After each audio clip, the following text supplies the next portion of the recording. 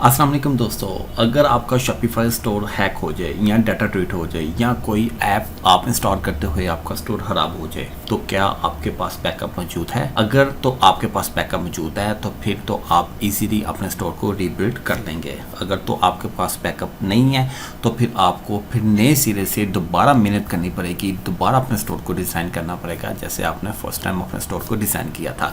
तो इस चीज़ को बचने के लिए आपने हमेशा अपने स्टोर का बैकअप लेना ज़रूरी है।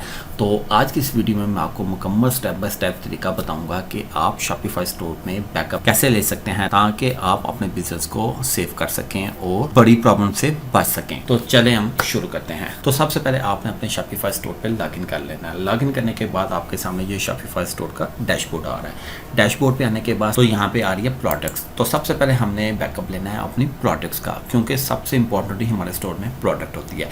तो प्रोडक्ट जितनी भी हमारे स्टोर में सारी की सारी हमने, क्योंकि उसकी लिस्टिंग की हुई है, उसमें हमने डिस्क्रिप्शन दी हुई है, हैशटैग दी हुई है, कलेक्शन बनाई हुई है, पिक्चर्स ऐड की हुई है, ये सब काम हमने अपने प्रोडक्ट्स के अंदर किया हुआ है। तो हमें सबसे पहले अपनी प्रोडक्ट का बैकअप लेना है। तो उसके लिए हमने प्रोडक्ट पे क्लिक करना है और यहाँ पे हमने एक्सपोर्ट पे आ जाना है और यहाँ पे हमारे पास एक्सपोर्ट पे आ रहा है करंट पेज की हमें बैकअप लेनी है या ऑल प्रोडक्ट की लेनी है।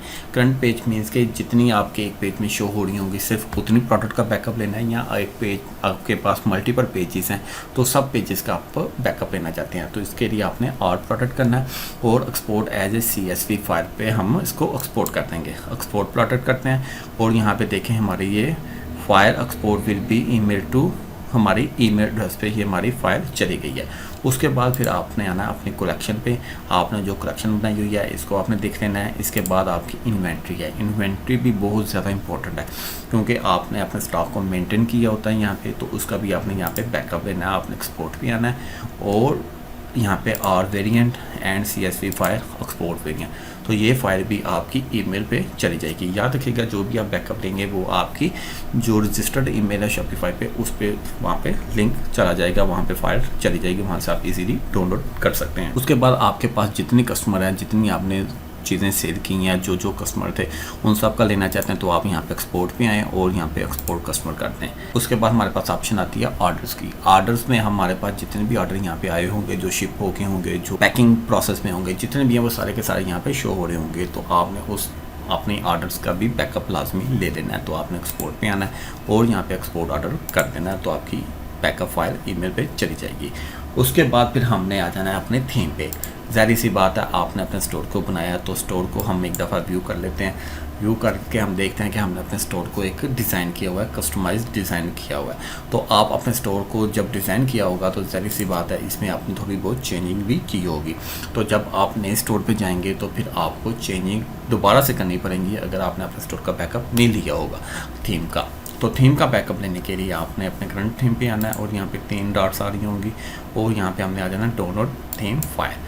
यहाँ पे हम करेंगे और ये देखें ये फ़ाइल भी हमें ईमेल पे ही रिसीव होगी। हम सेंड ईमेल कर देते हैं तो ये फ़ाइल हमें ईमेल पे चली गई है। तो यहाँ पे आप देखते हैं, हम अपने ईमेल ओपन करके देखें, यहाँ पे हमारे पास ईमेल्स आ चुकी हैं। अब हमने यहाँ पे जो थीम का बैकअप लिया था वो भी ईमेल हमें यहाँ पे रिसीव हो चुकी है। अब यहाँ से हम डाउनलोड कर सकते हैं। उसके बाद हमारी जो इन्वेंट्री थी वो भी यहाँ पे देखें CSV फाइल यहाँ पे आ चुकी है। हम इस पर क्लिक करेंगे तो ये देखें हमारी फ़ाइल डाउनलोड हो चुकी है।